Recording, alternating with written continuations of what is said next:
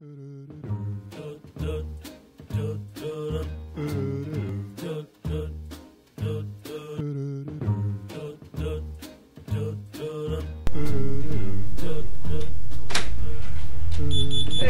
how you doing? Hi there. I have a question. My name is Lamar. Hi, Lamar. I have a question about financial aid. I was wondering if my parents was not from the U.S., would I have to file for FAFSA? You would have to file the FAFSA if you want to get federal financial aid from the federal government. Now, in order to file the FAFSA, you actually have to be a U.S. citizen or a eligible non-citizen. You might want to know who's an eligible non-citizen, right? Basically, if you have a green card, then you're good to go. There's some other stipulations if you come from the Republic of the Marshall Islands or if you've been granted asylum. There are other situations where you would be considered an eligible non-citizen.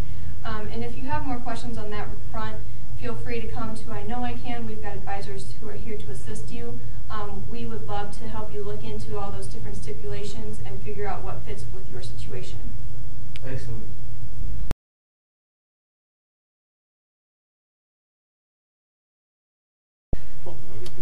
Hey, I'm a senior and I'm about to graduate here soon, and I have a couple of questions, or just one question. I'm trying to figure out about the difference between FAFSA and financial aid. I'm having a hard time. Can you help me? Okay, let's talk about the differences. Financial aid is funds that is made available for students to pay for their post-secondary education or college. Now, the FAFSA is a form that the federal government uses to determine eligibility and how much financial aid and how much need that you may have. Also, when we talk about financial aid, we have workshops here at I Know I Can to help you with that process. That information can also be found on our website. Please feel free to come to any of our workshops that we have. I'm trying to figure out what the deal is with this EFC. If my EFC is 0, does that mean I pay for any school?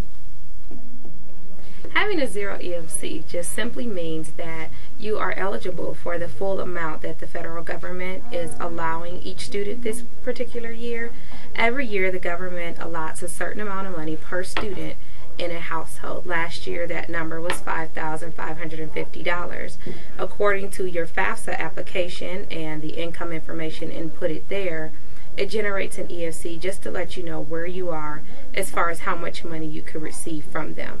So a 0 EFC doesn't mean that all of your schooling will be paid for. It just means that you will be eligible for the full amount that the government is offering at the time. Go. Okay, so I heard about work study.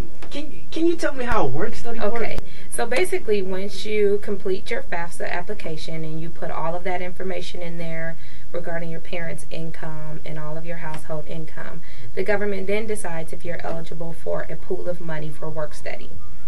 Once you are approved for work study, what happens is the school will be allotted so much money. It could be $100,000 per year for work study. You would go into that pool. They would then award you a certain amount of money that you could be eligible to receive. It may be $2,000 or $3,000 for the academic year. So you would have this on your award letter. You would then find a position somewhere on campus. For example, if you're interested in biology, you would find a work study position in the biology department where you could get to know professors and teachers and colleagues and things like that in that area. You could work in food service, you could work in mail service, parking services, or any department. Once you have reached your capped amount, whether it be $2,000 or $3,000, just for example, then you would be done. Usually students who are awarded work study works 10 to 20 hours a week. Okay, so I'm about to get my own apartment, and I'm wondering, will my parents have to file their information for the FAFSA? Yes, that's a great question. Actually, you would still need to use your parents' information unless you would be able to be classified as an independent student. To be an independent student and excused from giving parental information on the FAFSA, you would need to be able to answer yes to a list of questions on the application.